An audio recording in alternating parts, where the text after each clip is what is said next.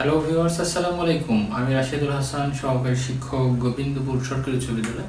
আজকে আমরা সম্পূর্ণ নতুন একটি বিষয় নিয়ে হাজির হয়েছি। আজকে আমরা আরবি ব্যাকরণ শিখব।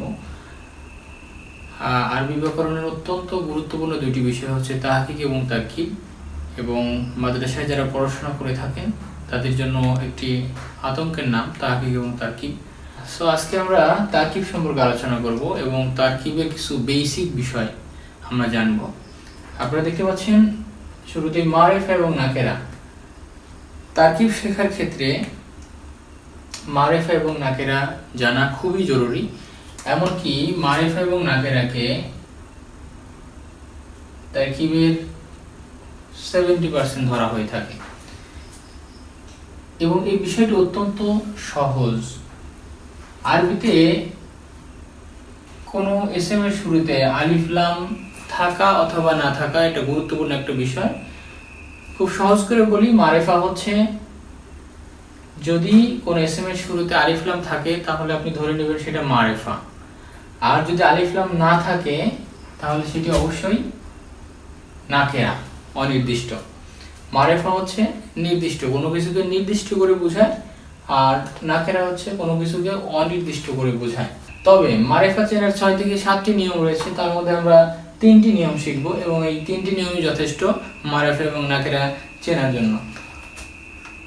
শুরুতেই মারিফা চেনার প্রথম নিয়মটা হচ্ছে এসএম এর শুরুতে আলিফ লাম যুক্ত হওয়া। আমরা উদাহরণ দিচ্ছি, যেমন আল কালামু, আল কলামু, আস-সালাতু। আমরা প্রত্যেকটা শব্দের শুরুতে দেখতে পাচ্ছি আলিফ লাম আছে, আর প্রত্যেকটা শব্দের শুরুতে আলিফ লাম থাকলে এটা একটা এসএম এর শুরুতে আলিফ লাম থাকলে আমরা অবশ্যই সেটাকে মারিফা হিসেবে ধরে নেব। এবং যদি আলিফ লাম না থাকে তবে আমরা সেটিকে নাকেরা হিসেবে ধরে নেব। আমরা যদি আল কালামু, আল কলামু, আস-সালাতু এটাকে যদি আলিফ লাম কেটে দেই তাহলে এটি হয়ে যায় কালামু, এটা নাকেরা।